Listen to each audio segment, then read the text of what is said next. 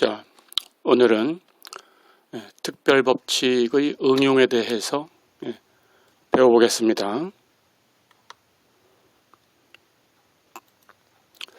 우리가 지난 시간에 특별한 합법칙하고 특별한 곱법칙에 대해서 배웠어요.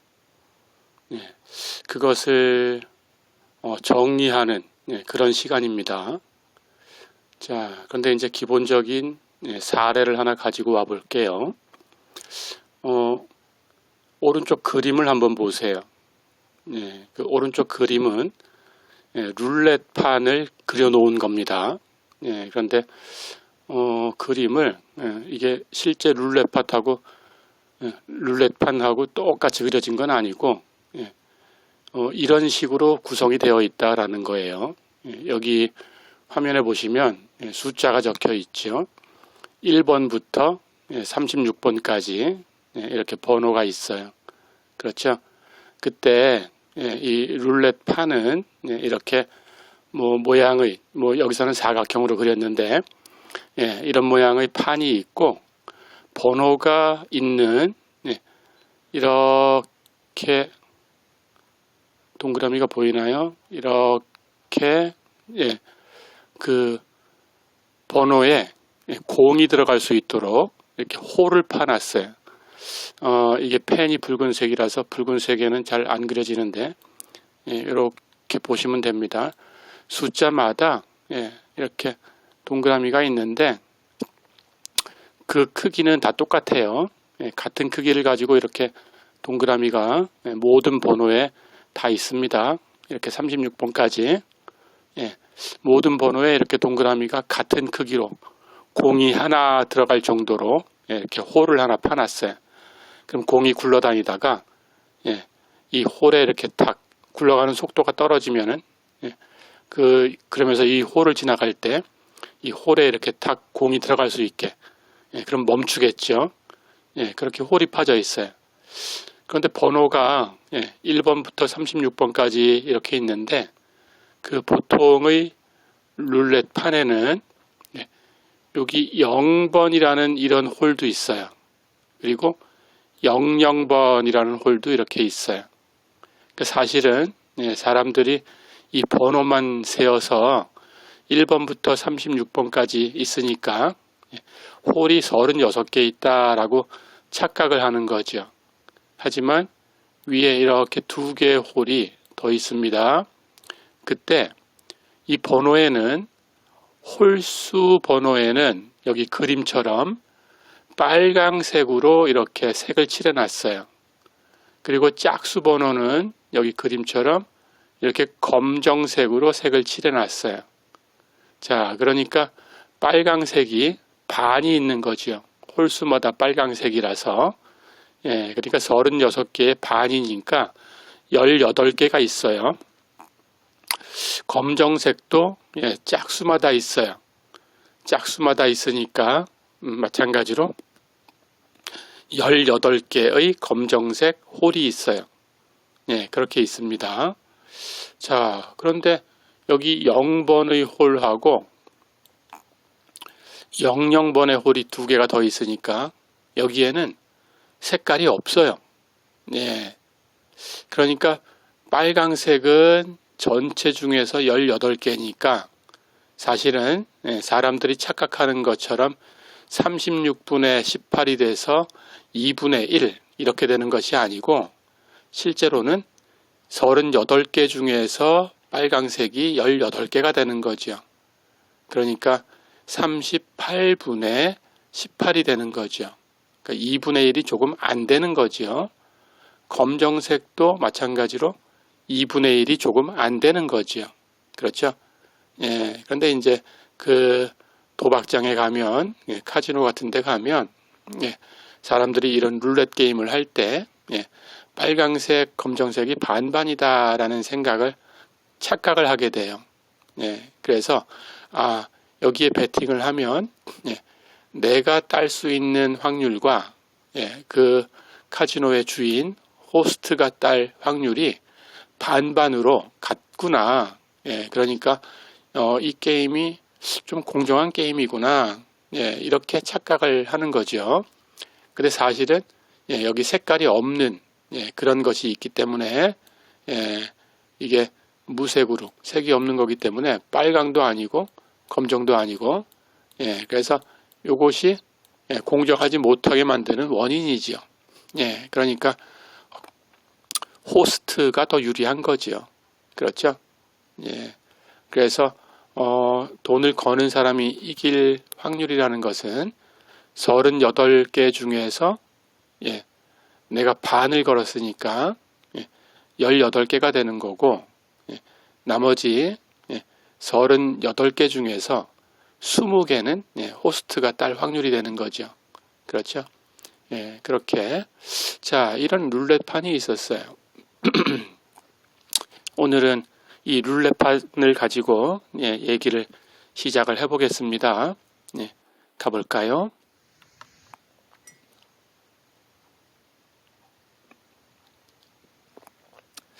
자, 근데 여기 예, 그 카지노의 룰렛판 이런 것처럼 예, 또는 그 우리가 유명한 축구 게임을 하면 예, 도박사들이 와서 베팅을 하지요.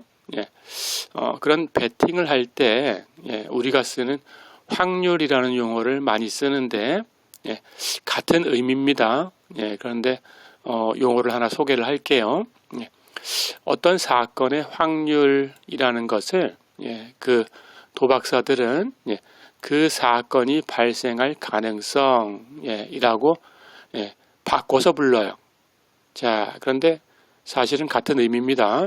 예, 사건의 확률이라는 것을 예, 사건이 발생할 가능성이라고 얘기를 할 텐데 똑같은 개념인데 용어만 다르게 하는 거예요. 이렇게 해요. 자, 예를 들어서 어떤 사건 A가 있어요. 예, 그럴 때 그 사건 A가 발생할 확률을 예, 우리 지난 시간에 배웠죠. 예, 독립적인 사건과 예, 상호 배반인 사건 이 두 사건에 대해서는 배웠습니다. 일반적인 것은 이제 뒤에서 배울 거예요. 자, 그럴 때 어쨌든 그렇게 확률을 계산했다고 하고 그때 사건 A가 발생할 확률이 예, PA로 표현됐죠. 예, 대문자 n분의 소문자 n이다 라고 계산이 되겠죠. 예, 이렇게 계산이 되었을 때 예, 우리는 그냥 사건 A가 발생할 확률이 예, 대문자 n분의 소문자 n이야. 예, 이렇게 수학적으로 얘기하는데 그것을 사건이 발생할 가능성이라는 걸 가지고 와서 예, 얘기를 할 때는 이렇게 해요. 자, 확률이 대문자 n분의 소문자 n이다 라고 하면 그 대문자 n번 시행을 했을 때 사건 A가 발생한 횟수는 소문자 n인 거죠. 그렇죠? 예, 이게 확률의 정의였죠. 그렇다면 전체는 대문자 n이니까 예, 대문자 n번 시행을 했을 때 A가 되지 않는 결과가 있겠죠. 예, A가 되지 않는 결과는 나머지니까 대문자 n에서 소문자 n을 빼준 거죠. 그렇죠? 예, 이렇게. 그래서 이걸 가지고 예, 몇 대 몇 이렇게 설명을 해요. 그러니까 A가 발생할 가능성을 이렇게 몇 대 몇으로 설명을 합니다. n대 소문자 n대 대문자 n 마이너스 n이야. 예, 이렇게 얘기를 해요. 똑같은 얘기죠. 예, 확률이 대문자 n분의 소문자 n이다. 그러면 예, 다시 사건이 발생할 가능성이라는 용어를 썼을 때는 이렇게 합니다. 예, 사건 A가 발생할 가능성은 소문자 n인데 그게 나오지 않는 거 대문자 n 마이너스 소문자 n이야. 이렇게 얘기를 합니다. 예, 그러면 뭐 같은 용어다라는 게 이해가 되고 어렵지 않죠. 자, 예를 들어 볼게요. 예, 예를 들어서 우리 전에 사례를 든 것처럼 어떤 병에 10개의 검은 돌이 있어요. 그리고 20개의 흰 돌이 있어요. 자, 그러면 모두 30개 돌이 있는 거죠. 그 중에 한 개의 돌을 꺼낼 때 그 돌이 검은 돌이 될 확률을 구해라 그랬다면 당연히 그 검은 돌이 나오는 그 사건을 A라고 합시다. 예, 그러면 A의 확률 PA는 전체 대문자 N분의 그때 검은 돌이 되는 그런 사건, 소문자 N이죠. 네, 대문자 N분의 소문자 N 이렇게 계산이 되니까 전체 돌은 30개고 그 중에 검은 돌은 10개니까 30분의 10 약분하면 3분의 1이 되지요. 그렇죠? 예. 그런데 이것을 검은 돌을 꺼낼 가능성이라는 용어를 가지고 설명할 때는 검은 돌이 10개, 검은 돌이 아닌 게 20개. 그래서 검은 돌을 꺼낼 가능성은 10대 20이야. 이렇게도 얘기합니다. 어려운 거 없죠? 예. 다른 예를 한번 들어볼까요? 예. 토트넘 하스퍼라는 그 프리미어 리그에 축구팀이 있어요. 거기 우리나라 선수 손흥민 선수가 뛰고 있죠. 그 선수로 있죠. 그 구단에. 자, 그런데 어떤 도박사가 그 토트넘이 이길 것이다 라는 데 내기를 걸어서 도박사가 이렇게 걸었어요. 여러분한테 예를 들어서 3대 1의 가능성을 제시를 했어요. 그럼 그게 무슨 뜻이냐? 3대 1의 가능성을 제시했으니까 그 도박사는 토트넘이 이길 수 있다라는 걸 3으로 본 거고 그렇지 못한 경우를 1로 본 거예요. 그러니까 전체는 4가 되는 겁니다. 그러니까 그 도박사가 생각한 것은 토트넘이 이길 확률을 우리 배운 대로 확률이라는 용어를 쓰면 전체 4 중에 3이다 이렇게 생각을 한 거죠. 그러니까 그 도박사가 3달러를 걸었다고 하면 여러분들의 1달러당 3달러를 건 거예요. 그러니까 여러분들이 베팅한 1달러에 거기에 맞춰서 3달러를 베팅한 거예요. 그러니까 여러분들이 2달러를 베팅했다면 그 도박사는 6달러를 베팅을 했겠죠. 그렇죠?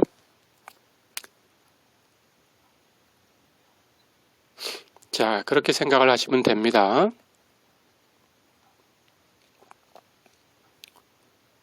그렇다면 이제 어렵지 않죠. 정리하면 이런 예제를 가지고 정리하면 사건 A의 확률이 대문자 N분의 소문자 N이야 라고 하는 것하고 사건 A가 발생할 가능성은 소문자 N 대 대문자 N 마이너스 소문자 N이야 이렇게 얘기하는 것하고 같아요. 어렵지 않았죠? 가볼까요? 자, 그러면 다시 여기 아까 얘기했던 그 룰렛 판을 한번 보세요. 여러분들이 이 룰렛 판에다가 뭐 검정색이 나올 거다라고 걸던 빨강색이 나올 거다 걸던 예를 들어서 10달러를 걸었다면 그때 여러분들이 예측한 것이 맞았을 때 즉 여러분들이 빨강색에다가 10달러를 베팅했을 때 그때 룰렛판이 돌아가고 공이 굴러가다가 빨강색 숫자 18개가 있다고 했죠. 그 중에 하나의 홀에 들어갔어요. 그렇다면 여러분들이 이긴 거죠. 그럴 때 그 호스트가 주인이 여러분들이 건 만큼 10달러를 주는 거예요. 자, 그러니까 여러분들이 10달러를 따려고 하면 결국은 10달러를 베팅을 해야 10달러를 딸 수 있어요. 자, 그렇다면 아까 설명한 것처럼 여러분들은 빨강색하고 검정색 색깔만 보고 반반이 있으니까 내가 빨강색에 걸면 그 호스트는 나머지 검정색이구나 이렇게 생각하면 착각이라고 했죠. 그렇죠?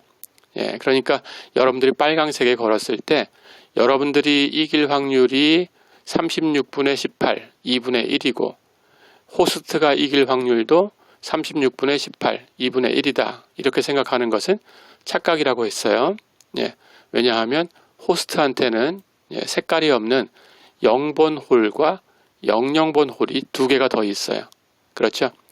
그러니까 호스트가 더 유리한 거죠. 그렇죠. 여러분들은 빨강색에 걸었다면 여러분들이 이길 확률은 전체가 38개의 홀이 있는 거니까 38분의 18이 되는 거예요. 그렇죠? 나머지 20개는 호스트의 확률이 되는 거죠. 그렇죠?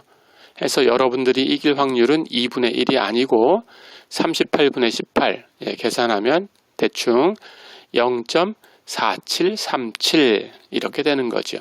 그러니까 2분의 1이 안 되는 거예요. 그래서 공정하지 않다라는 겁니다. 자, 그러면 다음 얘기로 가볼까요?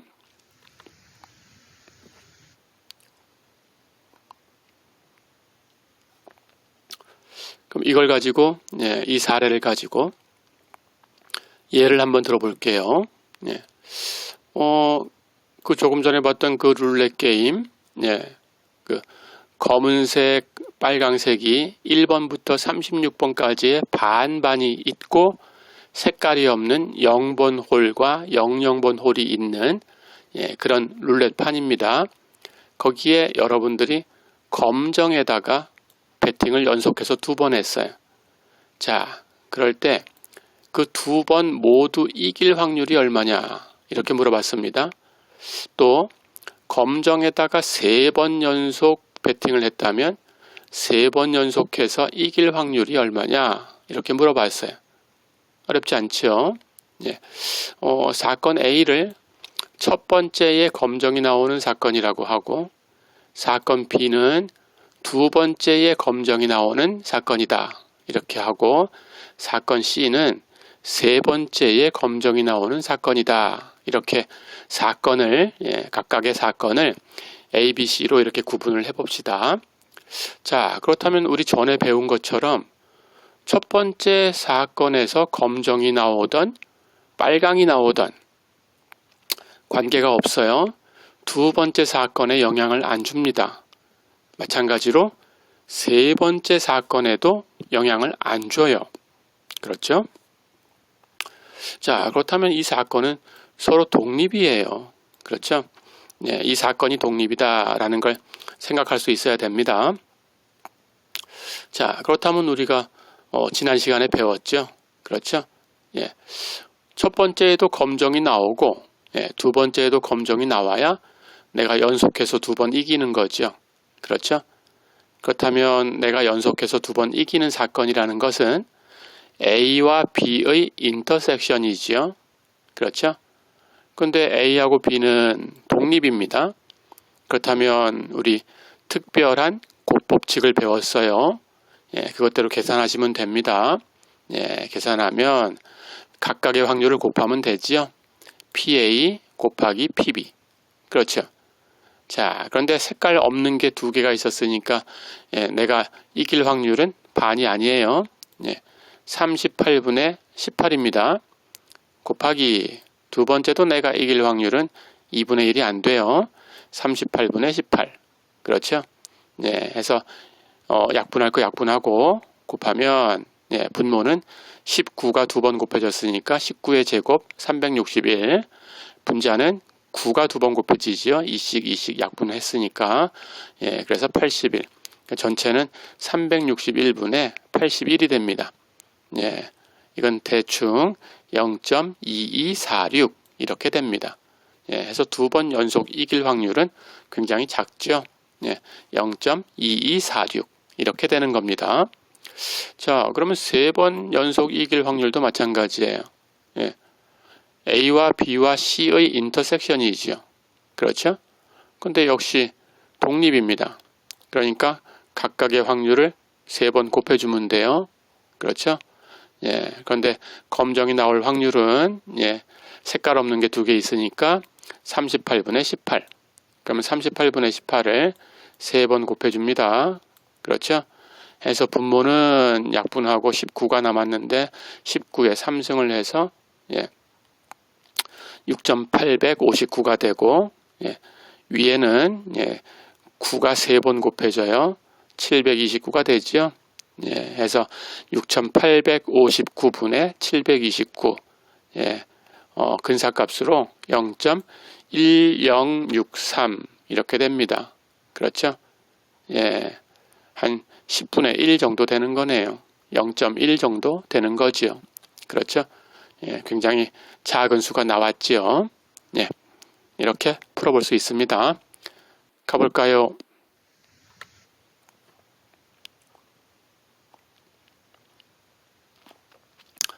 자, 그럼 이번에는 지난 시간에 배웠던 그 특별 법칙을 그리고 여사건에 관한 것을 모두 써야 되는 그런 예제를 한번 풀어볼게요.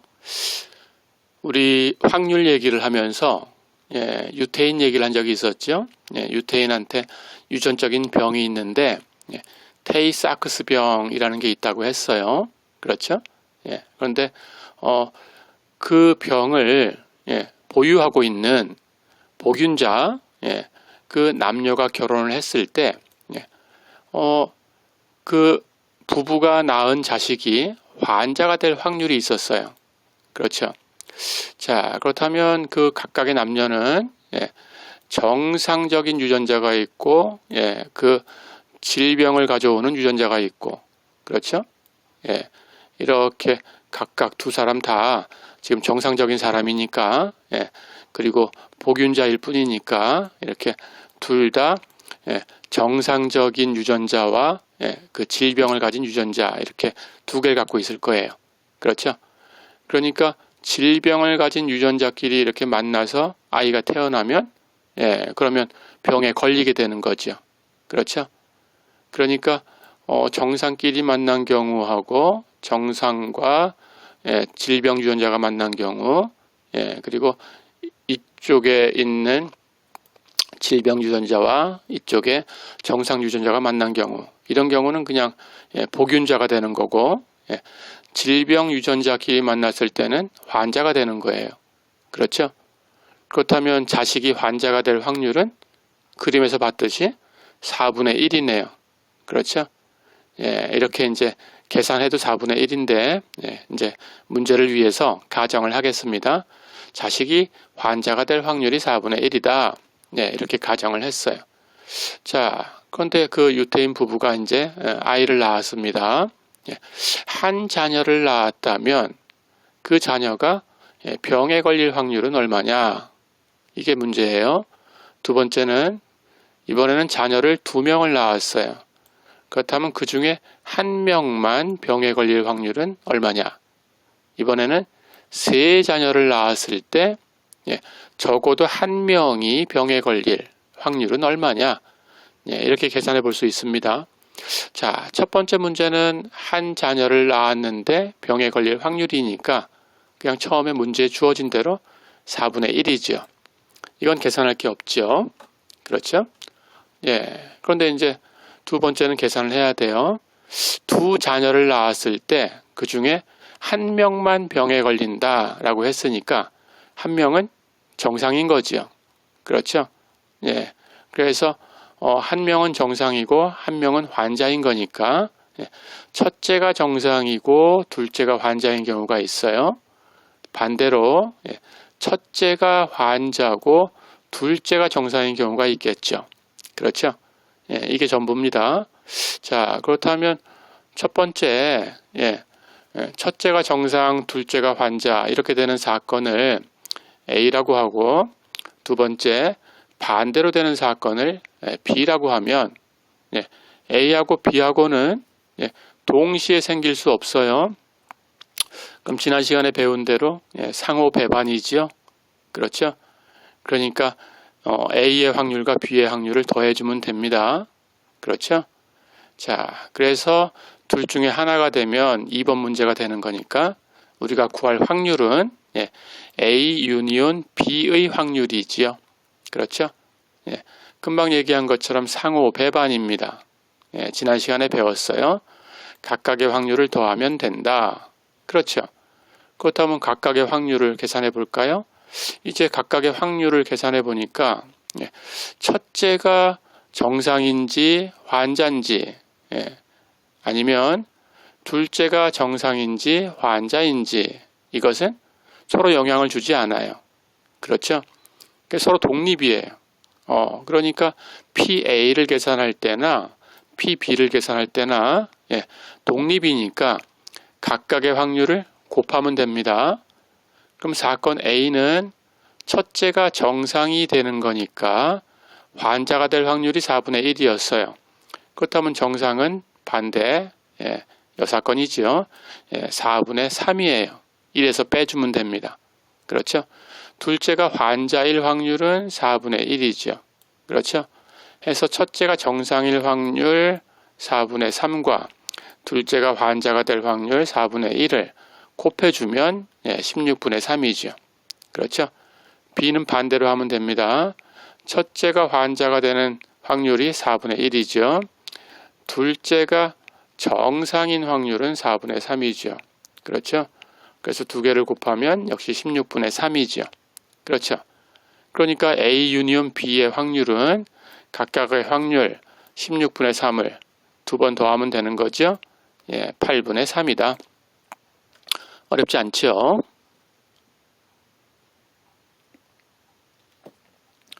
자, 그럼 이번에는 세 자녀를 낳았을 때 적어도 한 명이 병에 걸릴 확률 이를 생각해 보겠습니다. 그렇다면 적어도 한 명이 환자다 그랬으니까 세 자녀 중에서 한 명이 환자거나 두 명이 환자거나 세 명 모두 환자인 경우지요. 그렇죠? 그럼 전체의 경우에서 그것 말고 남는 게 뭔가요? 환자가 한 명도 없는 거죠. 모두 정상인 사건이죠. 그럼 모두 정상인 사건하고 적어도 한 명 환자가 되는 사건하고는 서로 여사건이죠. 그렇죠? 자, 그렇다면 모두 정상인 사건 한 가지만 계산하면 되겠죠. 그래서 1에서 빼주면 됩니다. 자, 그럼 모두 정상인 사건을 A라고 하면 모두 정상이니까 A의 확률은 첫째가 정상일 확률 4분의 3, 둘째가 정상일 확률 4분의 3, 셋째도 정상일 확률 4분의 3, 다 곱하면 64분의 27이 되죠. 그렇죠? 서로 세 사건은 서로 독립이니까 각각을 곱했어요. 그럼 64분의 27입니다. 그러니까 이제 여사건을 이용해서 1에서 빼주면 되죠.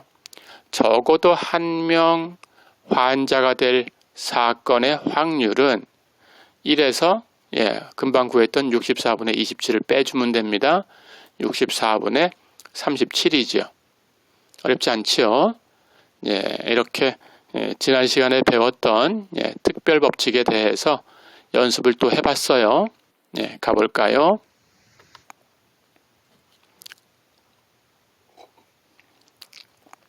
자, 이번에는 다음 절입니다. 평균들의 법칙에 대해서 얘기를 해볼게요. 자, 우리가 오늘 시간을 시작할 때 룰렛판 그림을 보면서 시작을 했는데 그 얘기를 가지고 잠깐 이런 가정으로 얘기를 해볼게요. 어느 날 그 카지노에서 그 룰렛판이 돌아가고 있는데 사람들이 이제 검정이나 빨강에 베팅을 하겠죠. 그런데 웬일인지 검정에 계속해서 30번 공이 멈췄어요. 자, 그렇다면 이제 사람들이 어떻게 생각을 할까라는 거예요. 계속 검정에 30번이 나왔으니까 그 뒤로는 한 10번만 나와도 이제 사람들이 그렇게 생각하겠죠. 연속으로 검정에 10번 나오는 그런 확률은 굉장히 작아요. 아까 예제를 통해서 계산해 봤어요. 그렇죠? 3번 연속 검정이 나와서 내가 이길 확률을 계산하니까 0.1 정도 됐었어요. 그렇죠? 그러니까 10번이다 그러면 또 굉장히 작아지겠죠. 그렇죠? 그렇다면 사람들은 계속 10번씩이나 검정이 나왔으니까 여기 사례처럼 30번이라고 하면 더 그런 생각을 합니다. 이번에는 빨강이 나오겠지 하는 생각을 할 거예요. 그렇죠? 검정과 빨강이 반반씩 되는데 계속 검정이 나왔으니까 이번에는 빨강이 나와줄 거야. 분명히 빨강이 나올 거야. 그런데 그 생각이 뭐냐 하면 빨강이 나올 확률이 거의 1에 가까울 정도로 믿는 거죠. 그렇죠? 검정이 10번이나 나왔으면, 여기처럼 30번이나 나왔다면 더욱더. 그렇죠? 예, 그래서 빨강에 돈을 계속 베팅하는 사람들을 볼 거예요. 대다수가 빨강에 걸게 됩니다. 검정이 연속해서 나오면. 그렇죠? 자, 그런데 이게 사실일까요? 그렇지 않아요. 그렇죠? 예, 첫 번째 사건에서 검정과 빨강이 나오든, 예, 두 번째 사건에서 검정과 빨강이 나오든 서로 영향을 안 줍니다. 예, 그래서 서로는 독립적인 사건이다라는 거죠.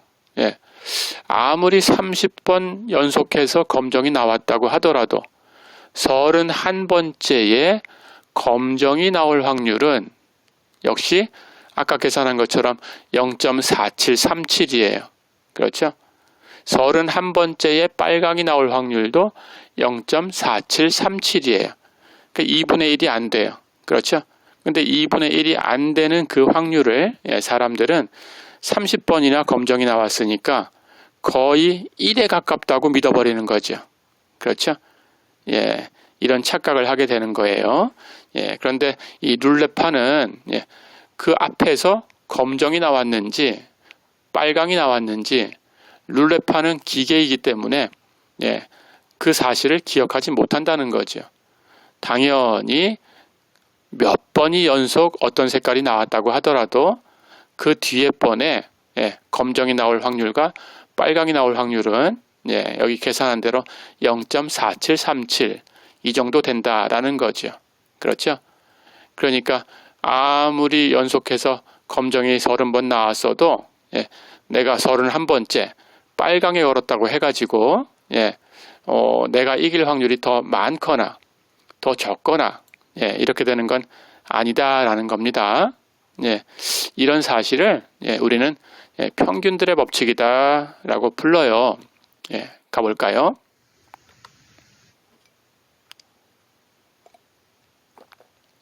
자, 그러면 동전을 가지고 이 평균들의 법칙이라는 것을 설명을 해보겠습니다. 오른쪽에 표를 보세요.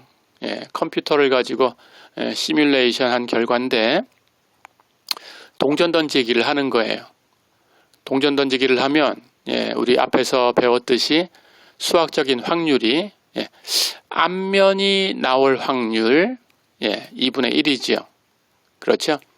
그러니까 만약에 앞면이 연속해서 10번 나올 확률을 구해라 했다면 독립사건이니까 각각의 확률 2분의 1을 10번 곱하면 됩니다. 2분의 1에 10승이 되겠죠. 그렇죠. 그렇게 계산이 돼야 되는 거예요. 자, 그런데 이제 그런 동전을 던졌어요. 컴퓨터 시뮬레이션으로.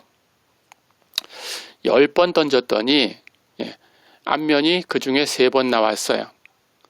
자, 그렇다면 10번 중에서 3번 나왔으니까 앞면이 나올 확률은 30%가 됩니다. 그렇죠? 10번 중에 3번. 그렇죠? 근데 앞면이 얼만큼 나올 거다라고 기대를 하냐? 앞면이 나올 확률이 2분의 1이니까 10번을 던진다면 당연히 기대값은 5번 정도를 기대할 수 있어요. 반. 그렇죠? 그렇다면 실제로 앞면이 나온 것하고 기대값 5번하고 그 차이는 5번보다 2번이 적게 나왔죠. 그렇죠? 그 차이는 마이너스 2가 되겠어요. 그렇죠? 자, 이렇게 계산을 해본 겁니다. 이 표는. 그래서 20번 시뮬레이션 했더니 앞면이 그 중에 13번이 나왔다. 자, 그렇다면 앞면의 확률은 65%가 되는 거죠. 그렇죠?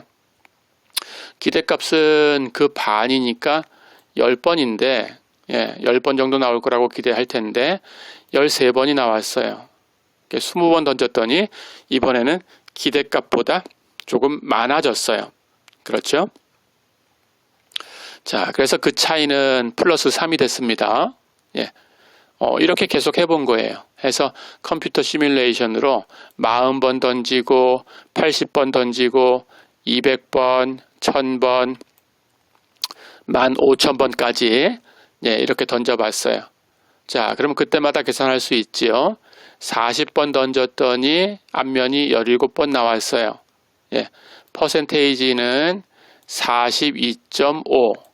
40번이니까 그 반, 20번 정도를 기대할 텐데 17번 나왔으니까 기대보다 3번이 적었어요. 이렇게 한 겁니다. 자, 그래서 15,000번을 던졌더니 앞면이 이 컴퓨터로 7,629번 나왔어요. 확률이 50.9가 됐습니다. 근데 기대는 15,000번의 반이니까 7,500번 정도를 기대할 수 있어요. 그렇죠? 그래서 기대값하고 비교를 해봤더니 이번에는 129번 더 나왔어요. 그렇죠? 표가 이렇게 되고 있다라는 걸 생각해 보세요. 처음에는 10번, 20번, 40번 이렇게 적은 횟수로 던졌을 때는 앞면이 나온 백분율이 뭐 2분의 1에서 멀 수도 있어요. 그렇죠? 요거는 30%, 요거 두 번째는 65%, 세 번째는 42.5%니까 50%에서 조금 떨어져 있어요. 그렇죠? 그런데 횟수를 증가시킬수록 어떻게 되고 있어요? 52.5%, 50.5%, 49.4%, 51.6%, 49.2%, 50.9%. 그래도 50%에 가까이 있다라는 걸 알 수 있죠. 그렇죠? 해서 횟수가 커지면 결국은 우리가 가지고 있는 수학적인 확률이 있습니다. 그렇죠? 앞면이 나올 확률은 항상 2분의 1이다 라는 걸 알고 있죠. 그 2분의 1, 50%, 50%에 가까워지고 있다라는 걸 알 수 있어요. 그렇죠? 이렇게 시뮬레이션을 해보면 이런 결과를 얻을 수 있습니다. 가볼까요?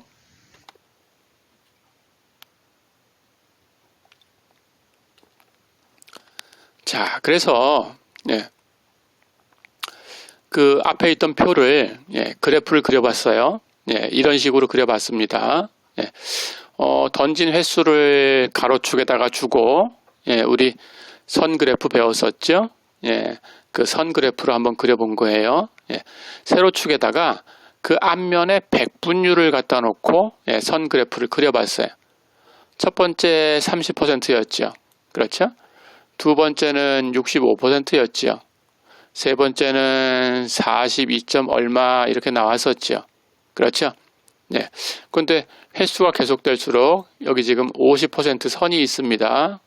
이렇게 횟수가 계속될수록 어떻게 해요? 처음에는 50%에서 조금 멀리 있었지만 횟수, 시행 횟수, 동전을 던지는 횟수가 많아질수록 점점 우리가 알고 있는 확률 2분의 1에 이렇게 근접해 가고 있어요.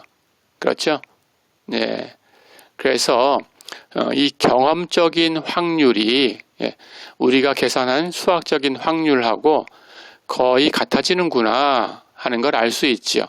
그렇죠? 동전 던지기 시뮬레이션을 해서 앞면이 몇 번 나오는가를 측정해서 그 결과를 가지고 앞면이 나올 확률을 정의를 해준다면 우리 앞에서 배운 대로 그런 확률은 경험적인 확률이다 이렇게 부릅니다. 우리 앞에서 씨앗이 싹이 틀 확률 이런 걸 계산한 적이 있었죠.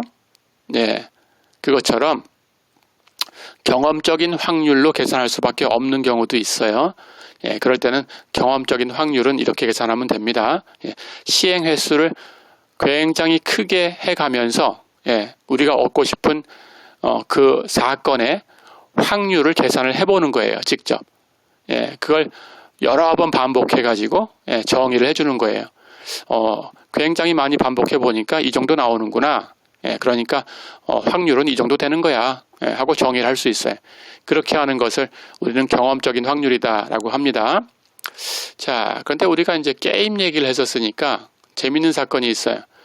앞에 있던 표를 보면 던지는 횟수가 동전 던지는 횟수가 15,000번까지 갔어요. 그렇죠? 그리고 우리가 기대할 수 있는 것은 그거의 반 7,500번 정도를 기대를 하는데 실제로 나온 것, 시뮬레이션 한 결과에서 얘기하는 겁니다. 시뮬레이션 한 결과에서 실제로 나온 것하고 차이를 한번 계산해 봤어요. 그렇죠? 더 나올 수도 있고 덜 나올 수도 있었어요. 그래서 플러스 마이너스가 됩니다. 근데 그 차이에 절대값을 붙여버리면 항상 플러스로 계산이 되겠죠. 덜 나왔건 더 나왔건 그 차가 얼마인가라는 것만 절대값으로 계산해 본 거예요.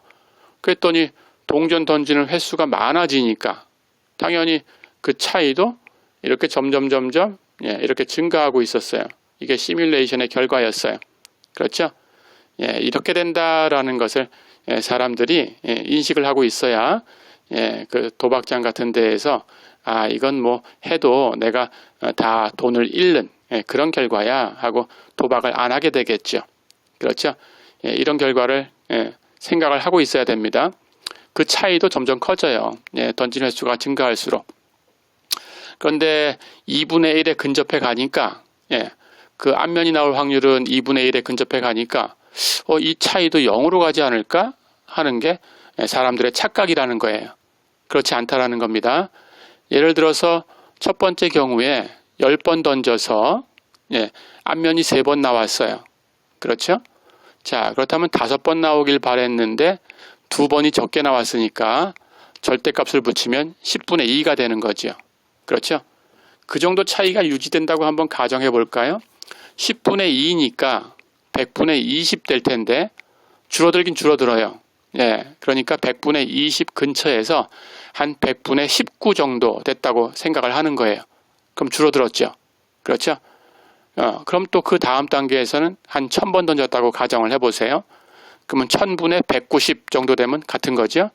근데 조금 줄어서 1000분의 한 180 정도 됐다고 가정을 하는 거예요. 줄었어요. 그렇죠? 그래서 사람들이 생각하는 건 줄어든다라는 것만 생각하는 거죠. 그 차이가 커진다는 건 생각을 안 하는 거예요. 그래서 또 마찬가지로 1000분의 180이 그 다음 단계에서 만분의 1800이면 똑같은 건데 만분의 1700 정도 됐다. 그렇다면 차이는 10,000번 던졌을 때 기대값하고 차이는 1700번이나 되는 거죠. 그렇죠? 자, 그래서 이런 얘기를 할 수 있어요. 어떤 두 사람이 각각 100달러씩을 갖고 게임을 했어요. 자, 그런데 한 사람은 앞면에만 계속 1달러씩 베팅을 하고 있습니다. 또 한 사람은 뒷면에만 1달러씩 베팅을 하고 있어요. 자, 그렇다면 아까 살펴본 것처럼 기대값은 딱 반이 나와줘야 되지만 그 차이가 있었죠.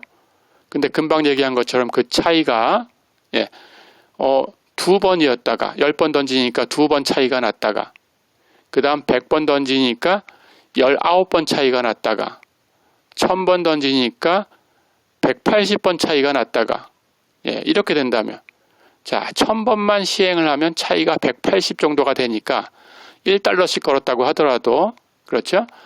당연히 이렇게 계속하면 둘 중에 어떤 한 사람은 100달러를 다 잃고 말겠죠. 그렇죠? 파산하게 됩니다. 그렇죠?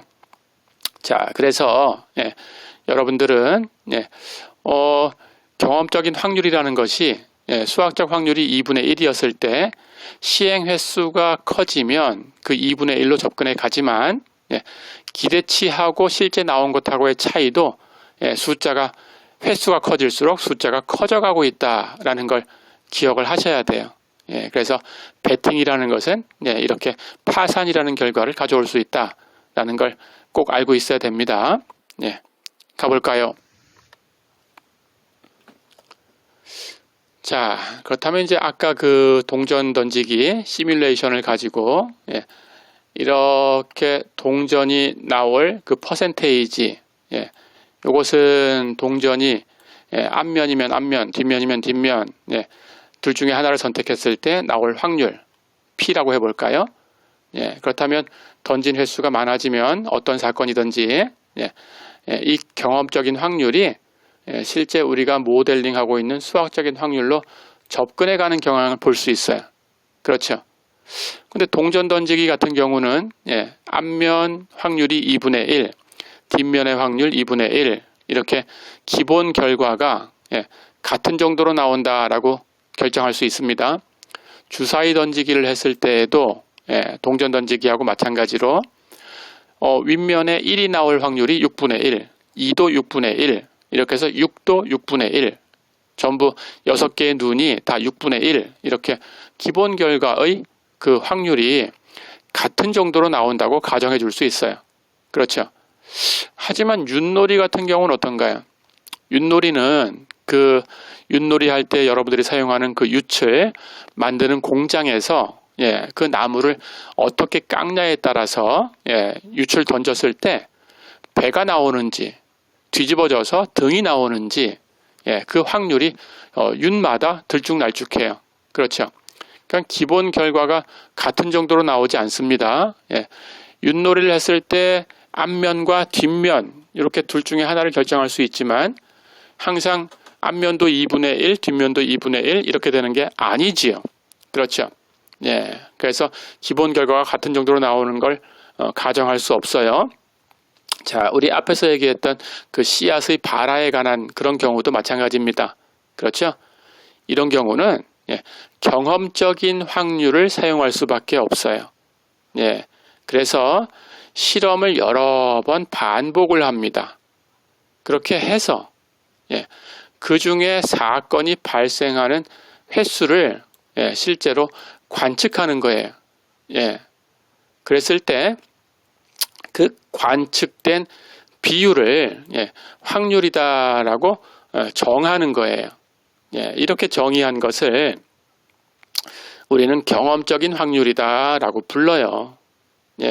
그래서 사건 A가 발생할 확률이라는 것을 그 시행한 횟수 대문자 n분의 A가 발생한 횟수 소문자 n 이렇게 써서 PA를 대문자 n분의 소문자 n이다 이렇게 정의를 하는 거예요.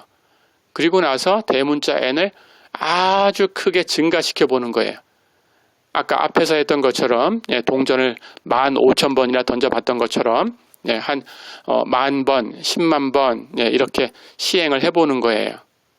그러니까 굉장히 크다라는 수를 무한대로 보낸다라고 가정을 한다면 우리는 PA라는 확률을 이렇게 정의할 수 있어요. 이건 경험적인 확률입니다.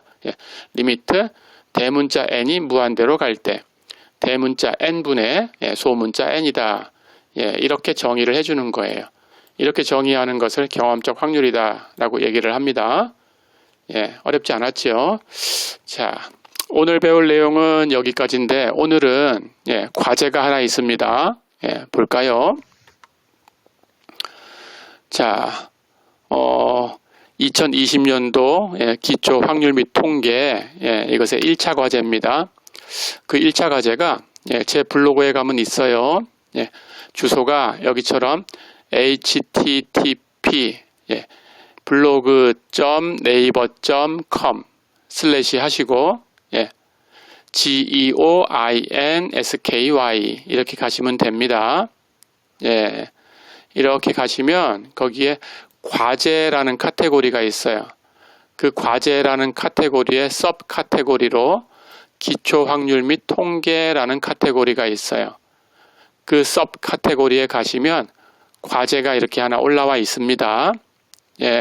거기에 문제를 올려놨는데 저번 시간부터 배웠던 확률 문제예요.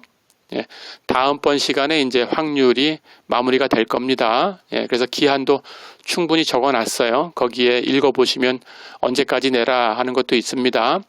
그 문제 중에서 3문제를 여러분들이 임의로 선택하는 거예요. 풀기 쉬운 문제를 선택하시면 됩니다.